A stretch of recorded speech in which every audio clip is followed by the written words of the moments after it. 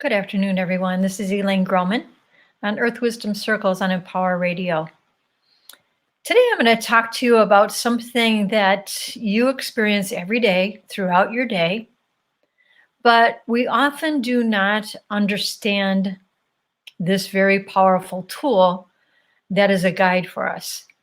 And this tool that we experience every day, and we frame our life, and we frame ourselves, and we frame our opinions and our beliefs based on this very powerful navigational tool called our emotions.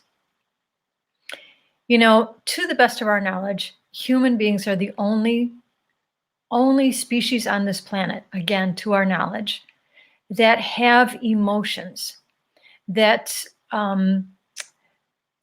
that we hold on to. Now, we can certainly see if we have domesticated animals that we live with, pets that we live with, they appear to express emotions. Mostly what they express is fear or trust. And it does not appear as though they hold on to those emotions and make judgments. However, they do have extra sensory perceptions that allow them to see, hear, smell, and be aware of what they know they can trust and cannot trust. So humans have not had this skill, is certainly in recent history, be developed. The skill is there, but we do not understand, because we have been taught so strongly through the belief systems that we have that we are not worthy. So that belief in unworthiness, principally from religions that say that we are inherently bad, that earth is the place to get away from and heaven is the place to go. And this belief and concepts that to have the most might is right, to have the most intellectual academic prowess is therefore more highly intelligent. So we have pitted ourselves against one another and against ourselves when we do not understand that our emotions are our navigation, that allow us to move through life with a greater sense of awareness if we understand the messages. So I'm going to just back up a little bit and explain something first so that you have a greater understanding. And I'm going to be repeating something that I've spoken about before, but it bears repeating because we are in such a time of such divisiveness. And our divisiveness is fueled by the emotions that we do not examine and we believe to be true. So there's a beautiful body of knowledge that is multiple layers of information that was gathered by brilliant observers.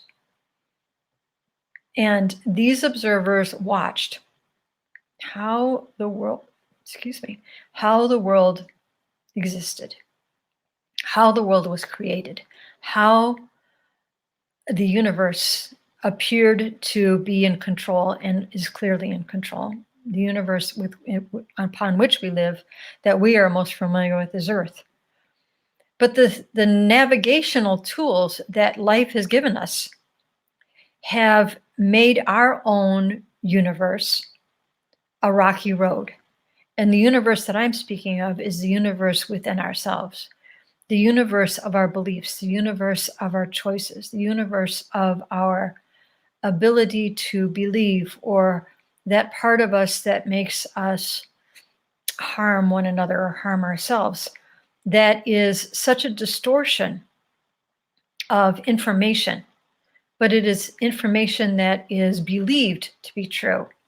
So that distortion is further enhanced and further spread by the lack of examination of what our navigational tools are telling us. those navigational tools, our emotions.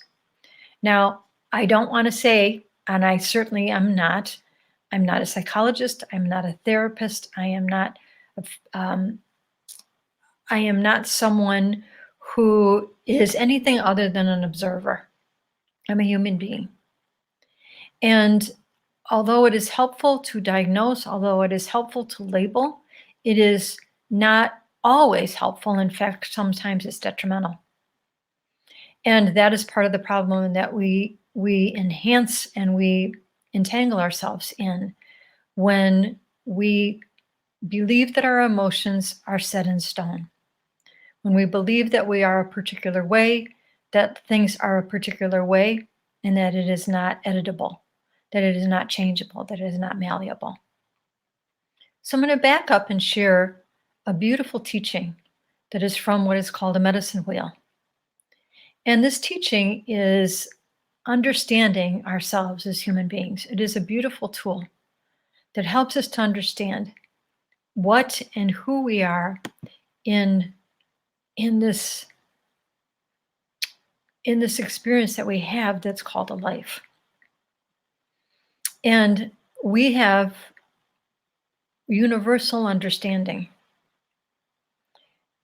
in most regards that we existed somewhere before we came to this earth, before we inhabited a body.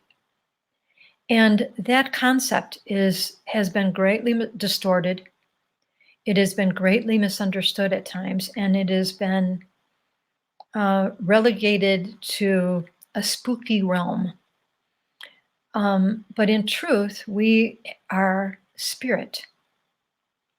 We are a part of everything that is in existence. We are part of this beautiful universe.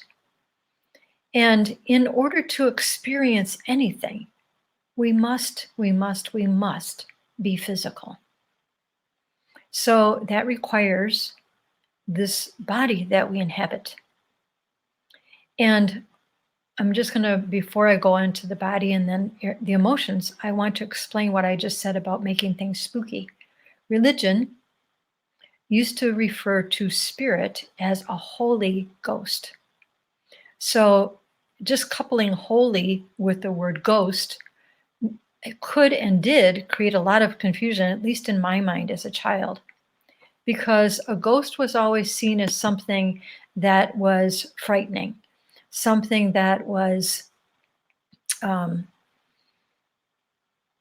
there to quote unquote haunt us.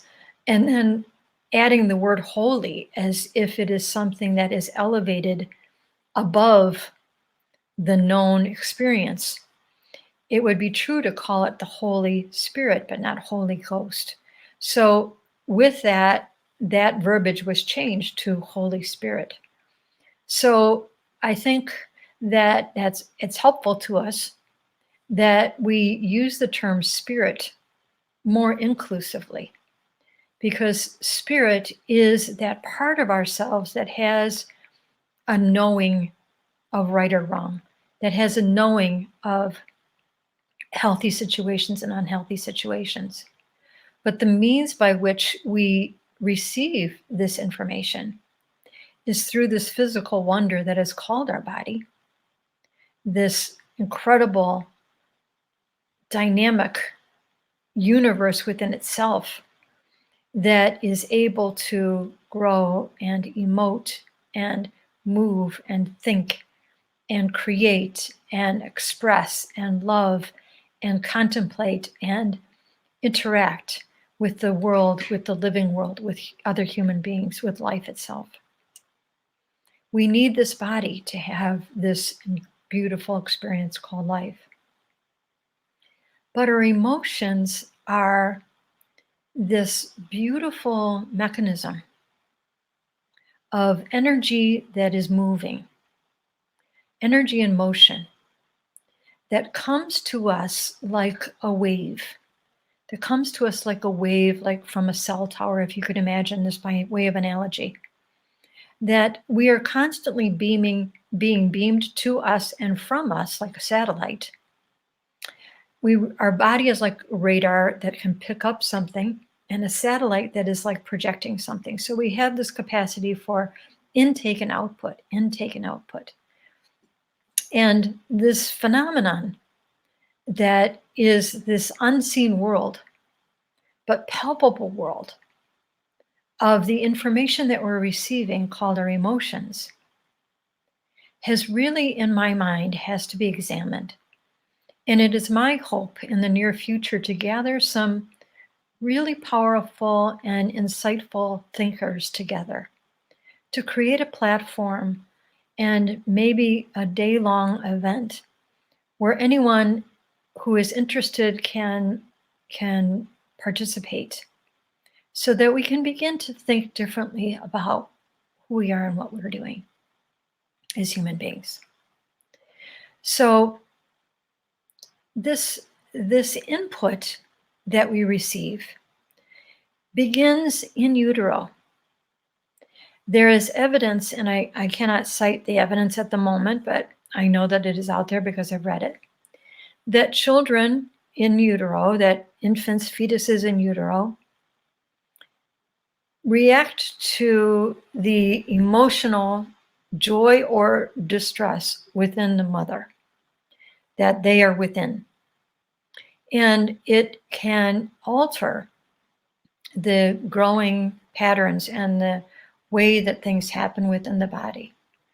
And again, I am not a scientific researcher, so I'm asking that you don't, say this is hard and fast in stone, but I want you to investigate it on your own if you question it.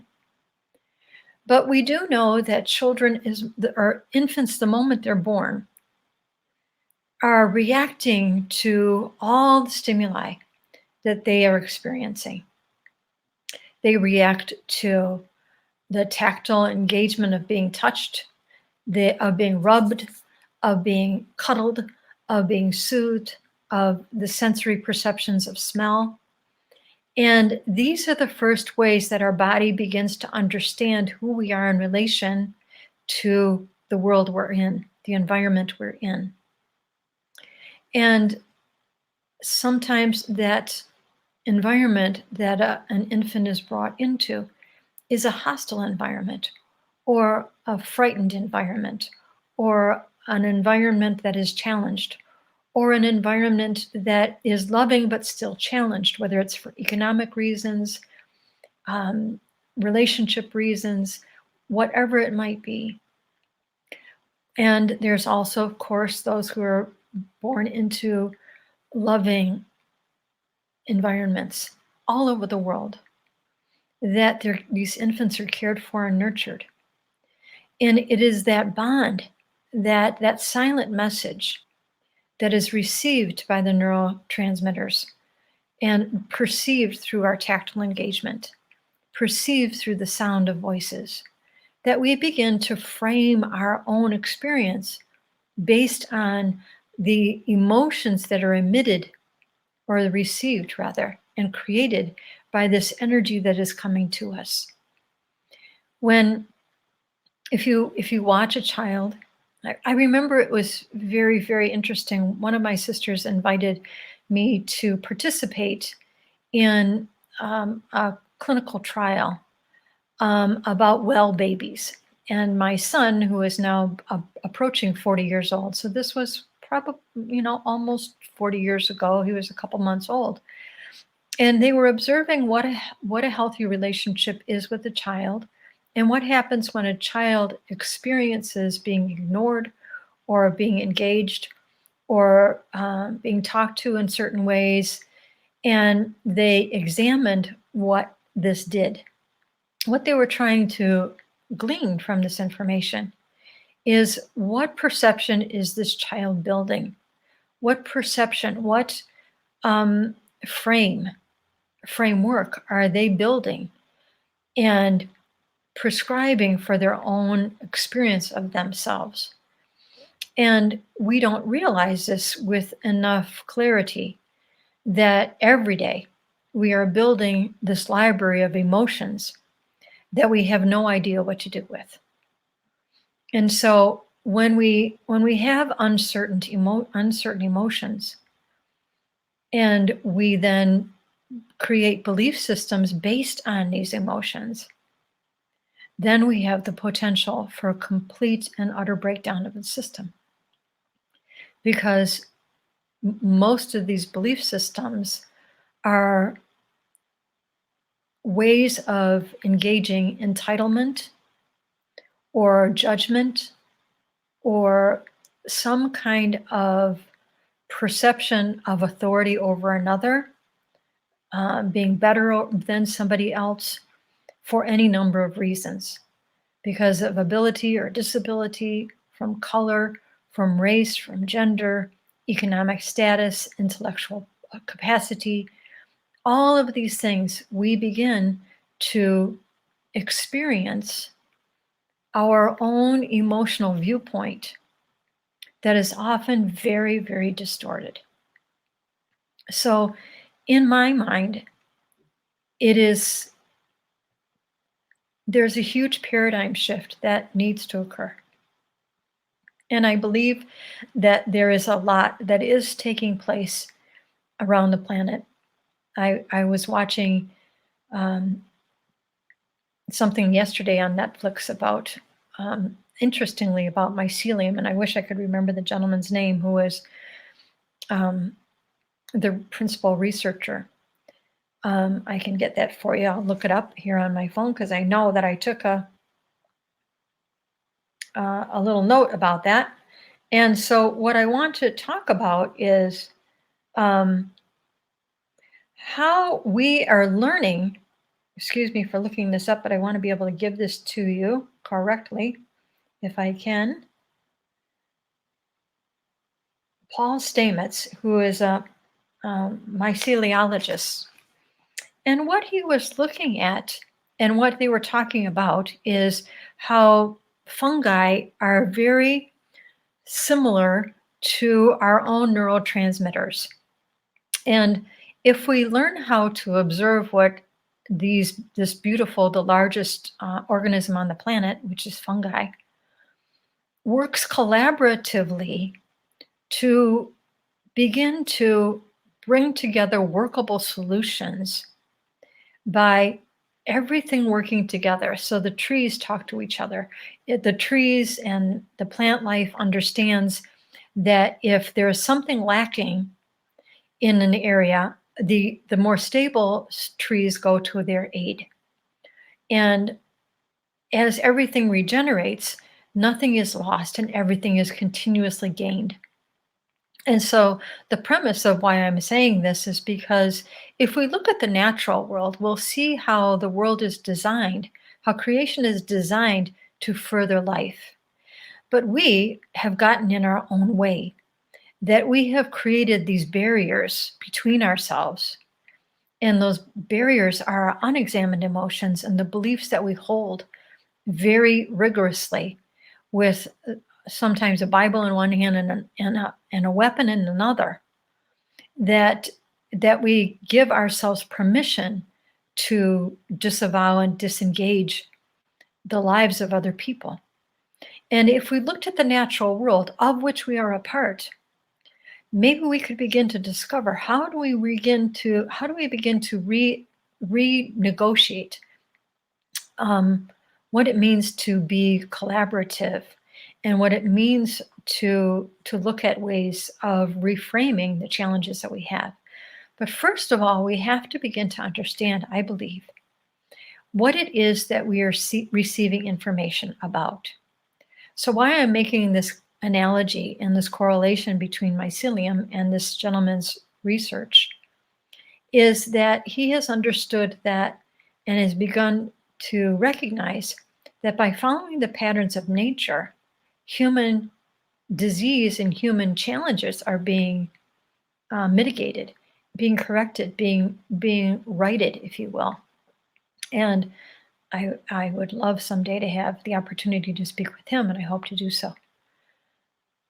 But what that got me thinking about is, what if we understood that as we begin to understand our own emotions, the information that's coming to us, we begin to reframe our own neural network, our own body's ability to respond rather than react. We are so habituated into reacting that we then allow that reaction to further solidify within us our belief systems and our unimagined or unexamined emotions that continue to cause harm. Excuse me. So,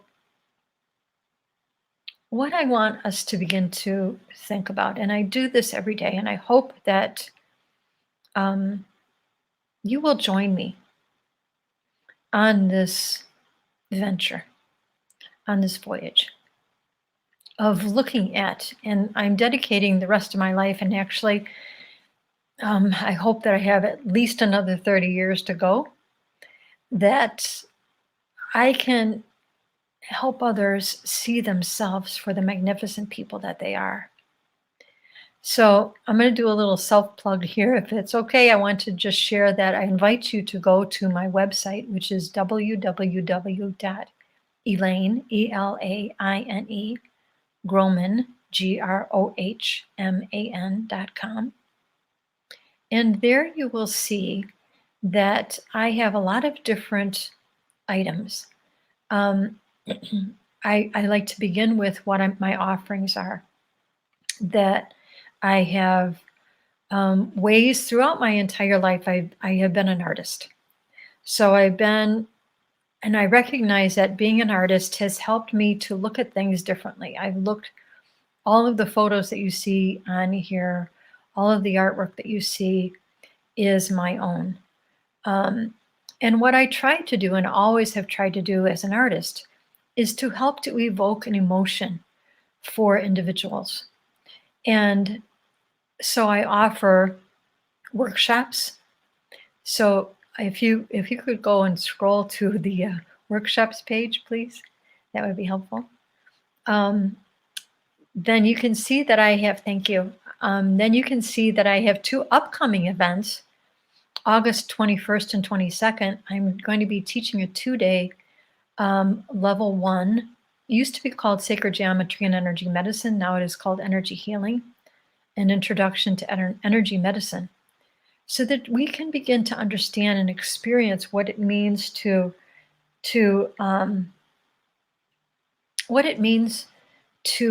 feel our own humanity, to be aware of some of the capabilities of our body. It's a 2-day workshop taking place in Farmington Hills. There's openings for 12 individuals. If you're interested, please get in touch with me at Elaine, E-L-A-I-N-E, at elainegrohman.com, or you can go to my website and take a look at it. The second event that I'm hosting is an audience reading.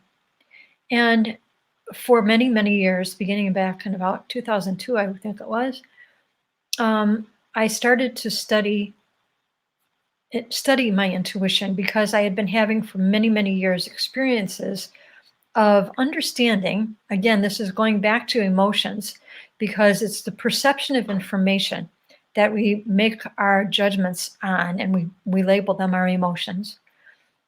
I began doing intuitive readings. At the time, I called them angel readings, one-on-one with people, and I still to this day do. But on the 25th, August 25th, I'm going to be hosting a small minimum, or the maximum would be 20 people, group reading, that everyone sits together and I share whatever it is I'm experiencing for everyone in the group. And the dynamic of that is it's very powerful. There's an energy that is very evident, that helps us to start to elevate our own capacity. Because what I want people to understand, if I can do it, you can do it.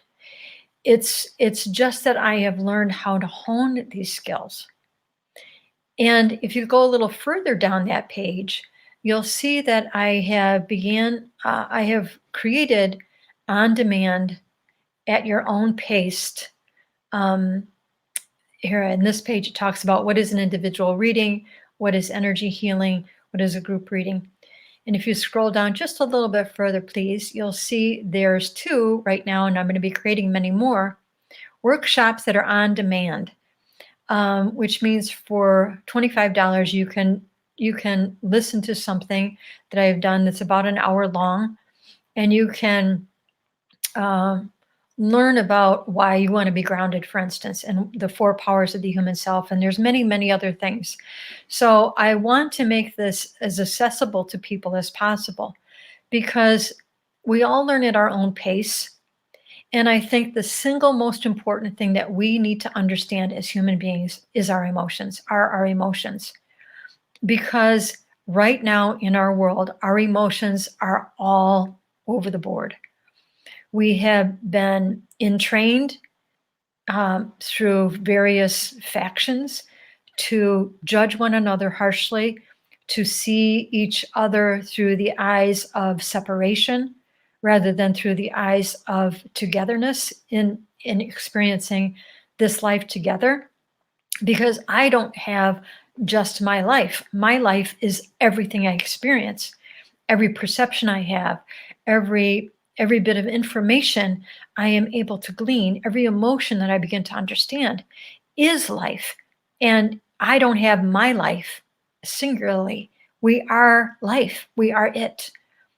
And so my hope is to give you opportunities to see through what is called my eyes. So if you would kindly, Kojo, go up to the top of the page, and you'll see that, gosh, it's so small on the screen. I got to see what it says. Workshops, and the next is energy news feed. Thank you. I appreciate your help. I have offered different writings that I have been privileged to share in published magazines, and I'm offering these and newer things as well.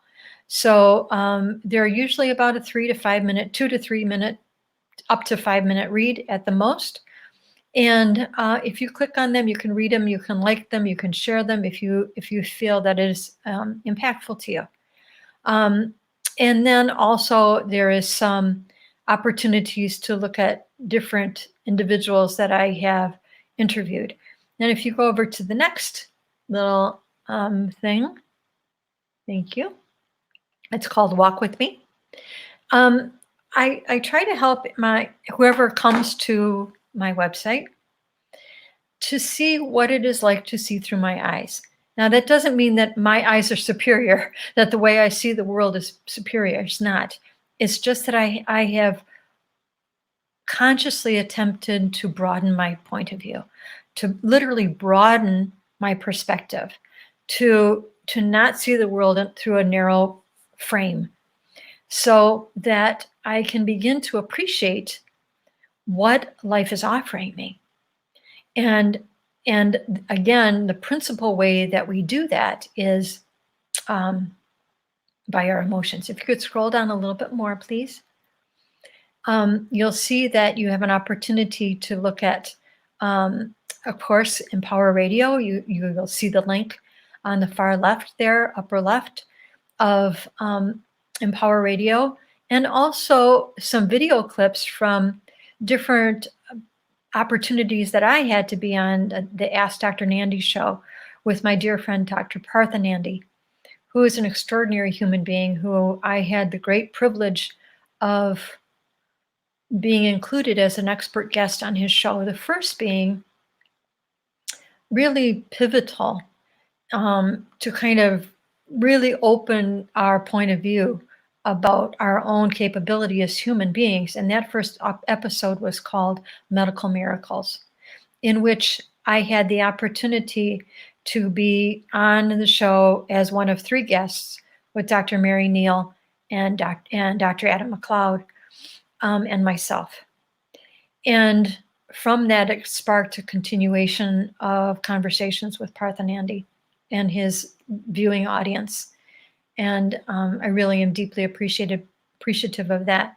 The center middle one is an article that was written about me in the Our Detroit magazine, HOUR, our magazine. And the next one over was a conversation I had through WIA, which is Water Innovators Accelerator. And I will be adding more. So my hope is to expand my reach, to have more speaking engagements with anyone who wants to begin to understand who they are in relationship to themselves, to their family, to their friends, to their coworkers, to the world at large, so that we reframe our thinking through reframing our emotions. So I want to invite you to take a look at that. And then the next one over, as Kojo had graciously shown earlier, is Shop, where I have at the top of that, you can see that Elaine Grohman, then you see two images where my first two books are on Amazon. They're both in audio version, ebook version, and physical print book. And below that, I've often been asked by people, well, why don't you put your words on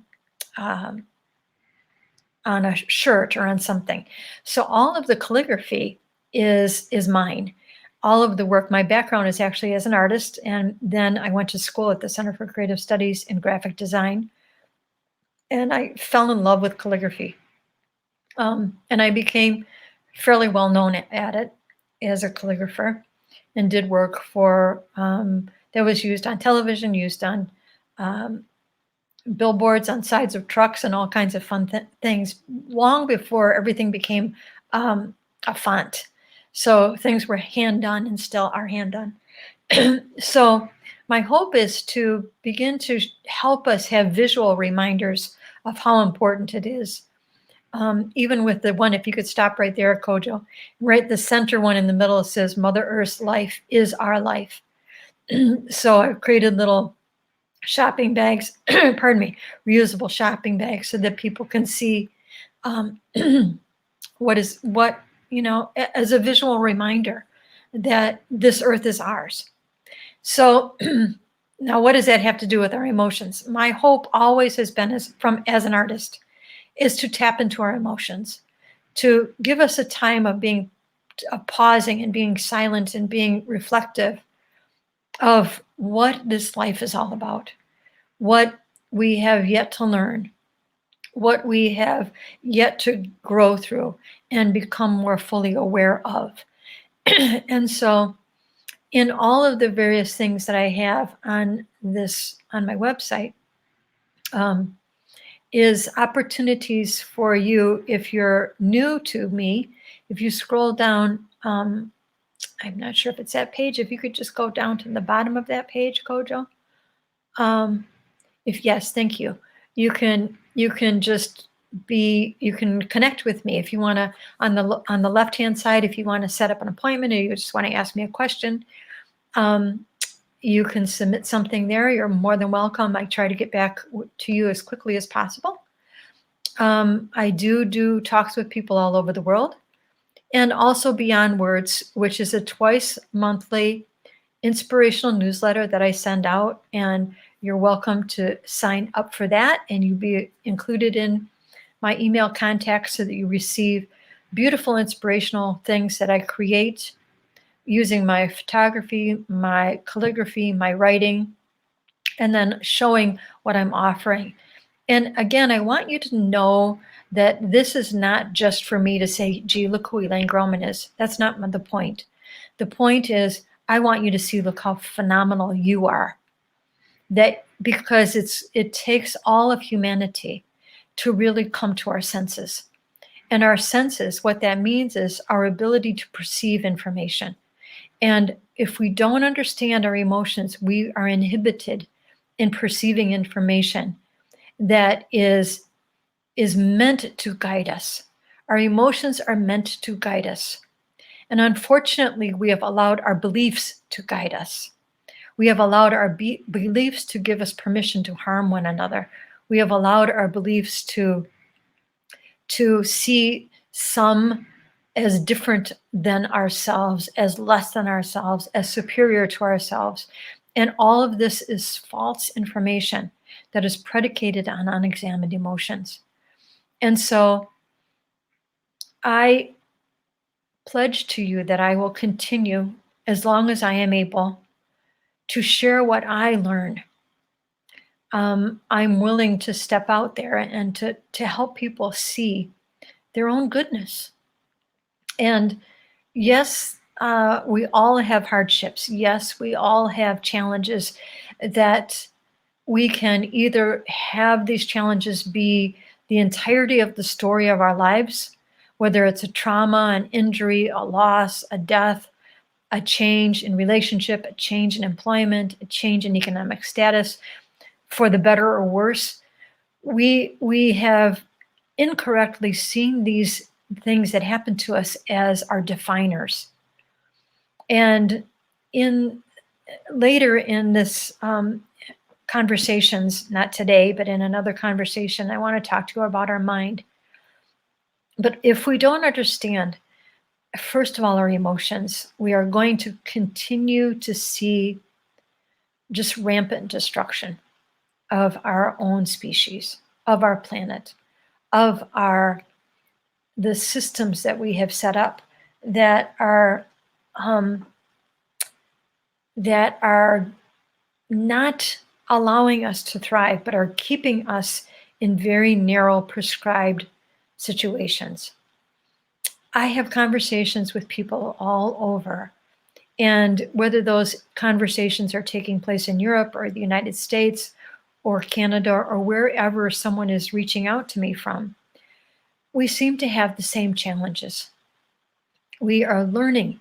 We have to learn, first of all, that the destructive ways that we have been taught to think must end. And so, but we have to learn how to negotiate what it is that we feel. To feel our emotions is creation's way of signaling us silently to say there's harm here, there's comfort here, there's something wrong, everything's good. We feel it internally. Our body has this amazing neural receptors and neural pathways and peripheral nervous system that responds to outside information through that unseen signal of what we feel when we're around individuals, when we're around certain situations. But we have not been educated, emotionally educated, to understand what are we observing when we see someone whose life is in a downward spiral. We quickly label, we quickly judge, we quickly categorize without understanding when we're seeing disease, when we're seeing trauma, when we're seeing injury that's inflicted injury, when we see self-abuse, we are seeing unexamined emotions. We are seeing emotions that have become belief systems that very, very quickly build walls of our perception. So around our perception, so that all we see is what we believe to be true, whether that's true or not. And so we have, first of all, to learn how to create enriching, supportive relationships within ourselves and within those that we're with. We have an opportunity to recognize when a situation is untenable, when the situation is not workable. There is no need for destruction. But often that is what we believe. If we believed we have been wronged, we are angry and often destructive. That's why there's so many horrible, bitter breakups, whether it's the breakup of friendship, a breakup of someone leaving a job, whether it's a breakup of a marriage, whatever it happens to be. There is no requirement that we be bitter, but there is a hope that we learn, so that as we begin to heal from the wounds that we have experienced from our unexamined emotions, we can pause and gain a broader perspective of what have we learned. Have we learned to be more fully aware of what our emotions are telling us before we get into relationships, as we're testing the waters, as we're witnessing someone's balance or imbalance. When we learn to do that for ourselves, then I believe we will have less reactive behavior that then pushes us towards anger, that pushes us towards separation, that pushes us towards bigotry, that pushes us for imbalance, towards imbalance. And instead, if we can pause and say, okay, what am I feeling here? And what is this information showing me? Is this an old pattern of belief systems that we really need to just let go because it is no longer helpful? It is not unifying. It doesn't help us. It doesn't create collaboration. It doesn't problem solve. It creates problems, it creates divides. Then we know when we can balance ourselves enough in a moment of peace to see what is being shared, what we are gleaning from this information. So these emotions, this energy in motion, is providing us with an essential framework upon which to later learn how to use our mind. And the mind, we hope that everyone has a fully functioning, beautiful, workable mind. And we know that many don't. And that can be caused from disease processes, or it can be caused by substance abuse because of the unexamined emotions. Any substance abuse is predicated by an unexamined emotion. A belief that to medicate oneself is going to change anything. It will not. So instead of looking at a person who has an addiction of some kind as a bad person, as a weak person, they're a person who has not been taught to understand their emotions.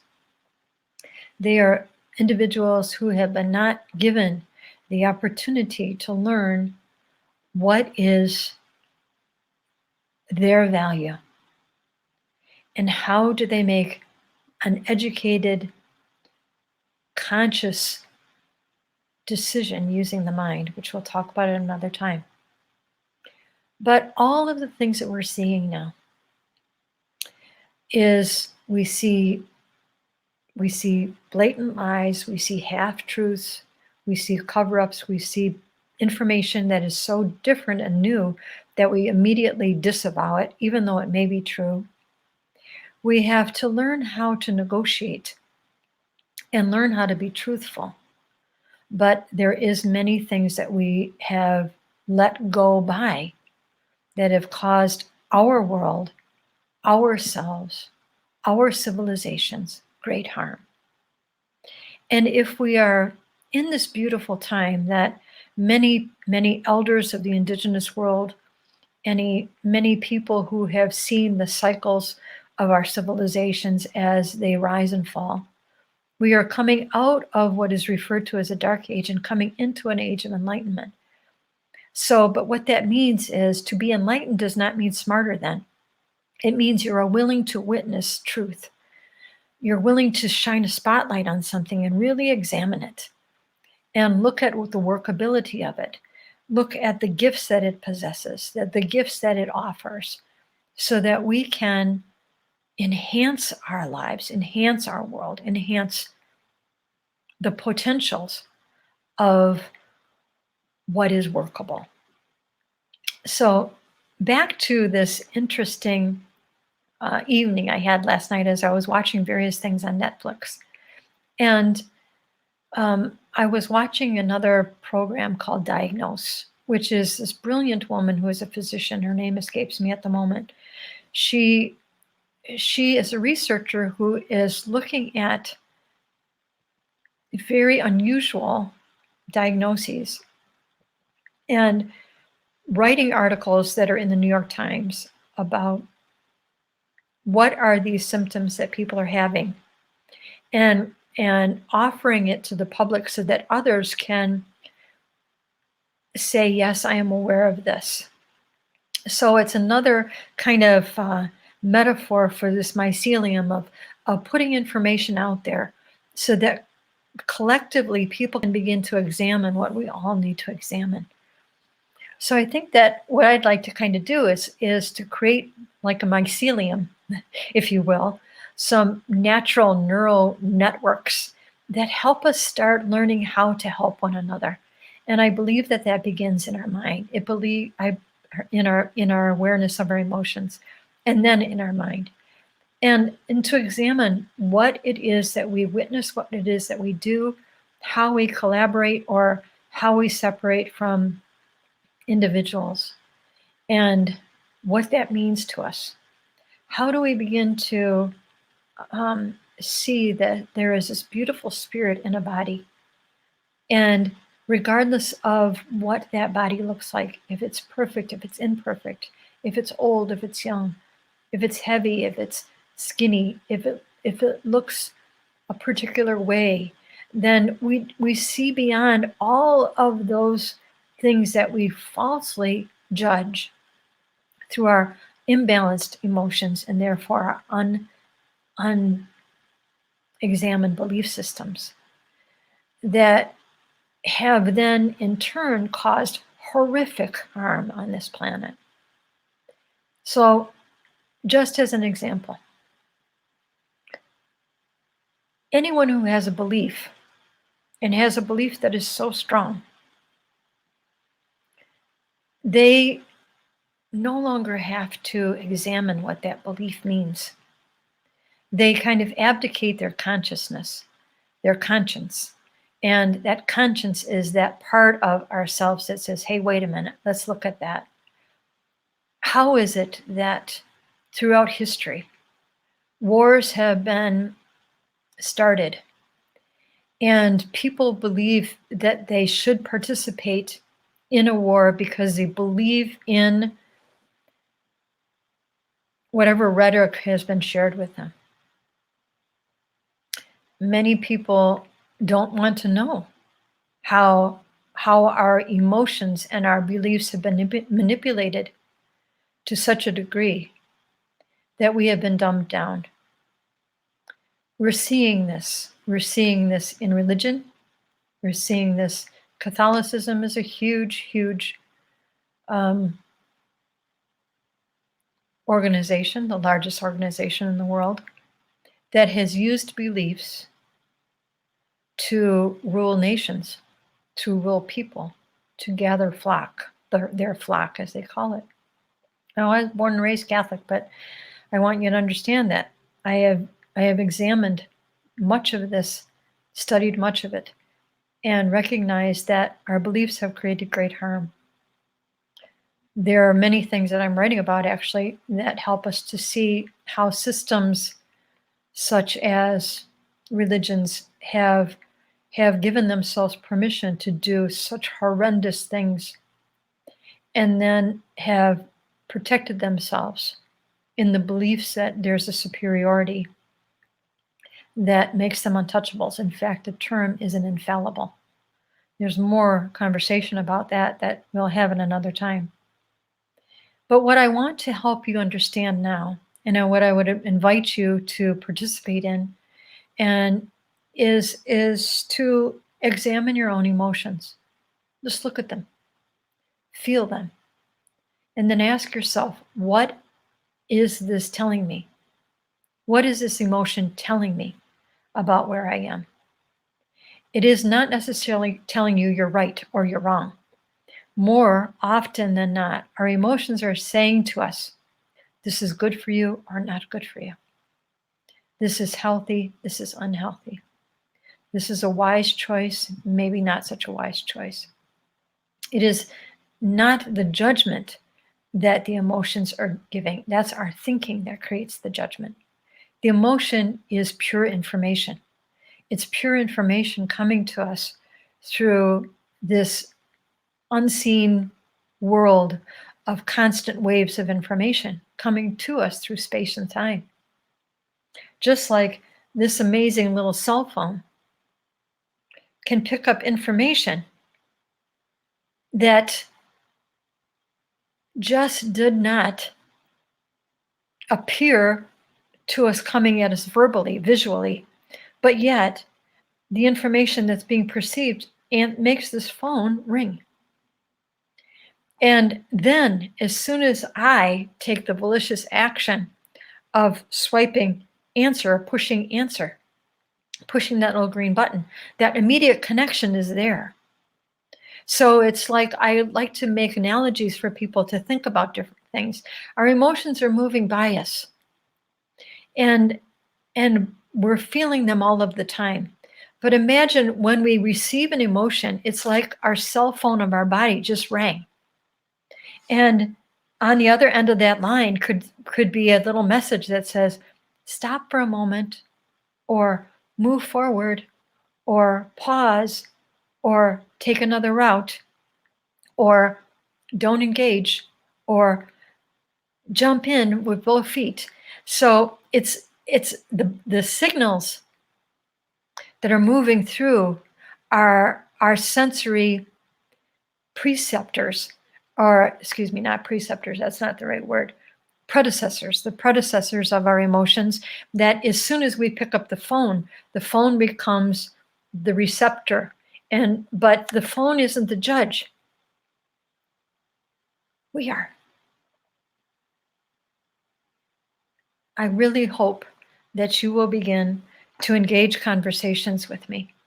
I am going to be creating some online events to begin to open conversations with as many people as want to participate. We have ways to talk with people all over the world right now. We have ways of discerning ways and means of engaging people in other countries via platforms like video conferencing, Zoom, this platform, all that is available to us that was not always present in our world or was used for a select group of people. Now we have the ability to have conversations globally. I would be very delighted to have you join me. It's in the works right now. It's in my mind. I will talk about it as I get it organized, but I want to engage a larger conversation with whomever wants to participate, with some real beautiful thought leaders, and how we can begin to change our frame of reference, how we can begin to change what it is that we believe, know, think about ourselves in relation to everything else around. We need to change. We need to grow. We need to learn. We need to become literally like mycelium that can bring these neural networks of support to everything that is workable. We owe it to ourselves. We owe it to life. We did not give ourselves our life, but we are creating the life we live. We did not make a single cell in our body, but we contribute to the health and well-being of this cell and of this life by how we nurture and care for our body, how we begin to understand these beautiful opportunities to learn that are initiated by our emotions. We learn how to stop, how to mitigate, how to lessen the problems that are so evident in our world that humans alone have created, and humans alone can change. There is a whole generation of children that have, and adults who have lived their whole life in violent situations, that no child ever should have been born into violence. There are people that have allowed themselves to believe that they are superior and that they can hurt others in a false belief that this will help them to be better people. It can never be satiated. But what we have to understand is, how do we prevent We may not be able to change those who already have this belief unless they have, through their own volition, the desire to learn. But it is with those who are willing to speak up, those who are willing to say, let's look anew, let's be different, let's be better. How do we do this together? How do we begin to soothe our unexamined emotions so that we can begin to use this beautiful, beautiful gift that we have called a mind? And from there, how do we begin to use the powers of the four directions? Our ability to be creative, our ability to be insightful, our ability to be deep in contemplation. If you don't have the capacity to examine your emotions and have them be examined thoroughly, thoughtfully, lovingly, and non-judgmentally, then you cannot use them to their greatest advantage for life, not just for yourself alone, but for life. To do this for the next 7 generations, to do this for the continuation of life, we owe it to ourselves. We owe it to all of existence. And if life is about renewal, if it is about birth and growth, change, death and renewal, then that means that we will be back. We will be a continued expression of spirit, and that every life on the planet is an expression of spirit. And since we have been given the gift of a mind, that means that we have the gift of choice.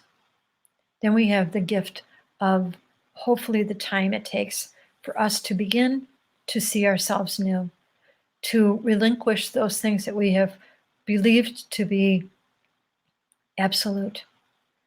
And now we can see whether we want to continue in those beliefs, or do we want to expand and see greater perspectives, greater opportunities that have yet to unfold.